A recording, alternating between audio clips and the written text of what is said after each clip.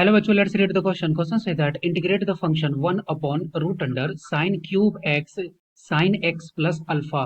Discuss करते हैं। तो यहाँ पे इस क्वेश्चन को करने के लिए की कॉन्सेप्ट क्या हो जाएगा, क्वेश्चन का की कॉन्सेप्ट हो जाएगा substitution method. Substitution method, okay. अब इसके अकॉर्डिंगली अगर हम लोग इस क्वेश्चन को सॉल्व करें तो यहाँ पे i इज इक्वल टू क्या दिया है, i इज इक्वल टू दिया है integration dx upon sine cube x sine x plus alpha, और ये है क्या, ये है रूट अंडर।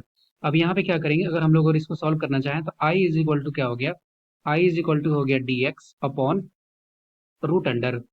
अब यहाँ पे क्या करेंगे, रूट अंडर। अब यहाँ पे साइन एक्स से मल्टीप्लाई और डिवाइड कर देंगे। अब साइन एक्स से मल्टीप्लाई और डिवाइड करेंगे तो इससे फायदा क्या होगा, यहाँ पे हो जाएगा साइन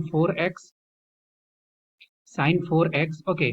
अब यहाँ पे ब्रैकेट में अगर करें तो देखिए साइन ए प्लस बी है, साइन ए प्लस बी, इसका फॉर्मूला क्या होता है, इसका फॉर्मूला होता है sine A cos B plus sine B cos A, okay. और यहाँ पे डिवाइड में क्या हो जाएगा, डिवाइड में हो जाएगा साइन एक्स, डिवाइड में हो गया साइन एक्स, ओके। और ये पूरा वैल्यू किस में है, ये है रूट अंडर में।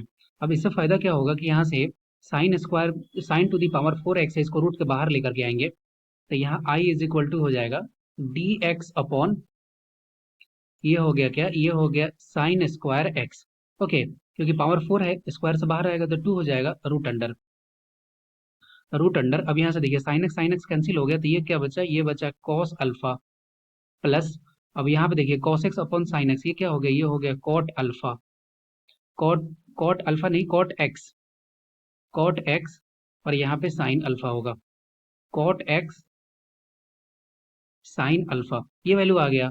अब ये रूट के अंदर जो भी वैल्यू है उसके पूरे को क्या मान लेंगे, उस पूरे को टी मान लेंगे।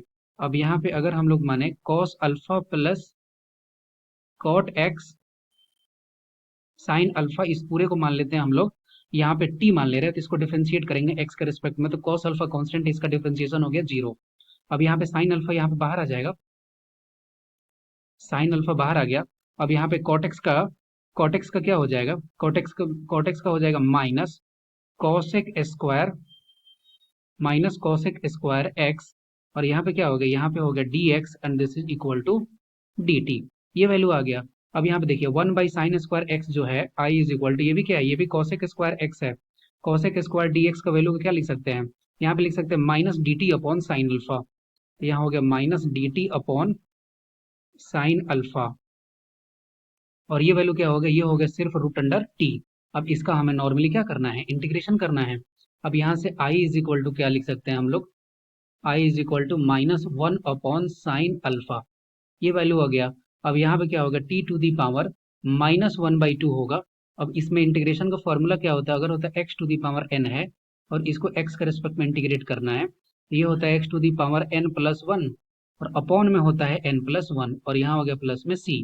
तो यहाँ से टी टू दी पावर -1/2 है तो यहाँ पे +1, और अपॉन में क्या हो जाएगा, अपॉन में हो जाएगा -1/2 +1, और यहाँ हो गया प्लस में c, ये वैल्यू आया।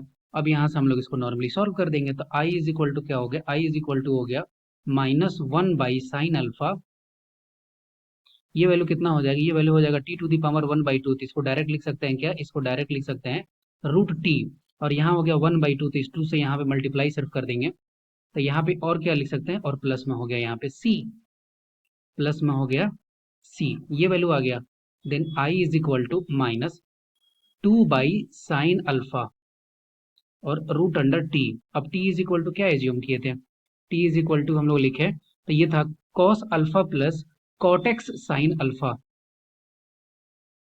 Cos alpha plus sine alpha cot x, ये वैल्यू था। अब इस नॉर्मली यही हो गया, अब प्लस में सी, ये हो गया फाइनल इंटीग्रल का value. I hope you will be understood it well, best of luck, thank you.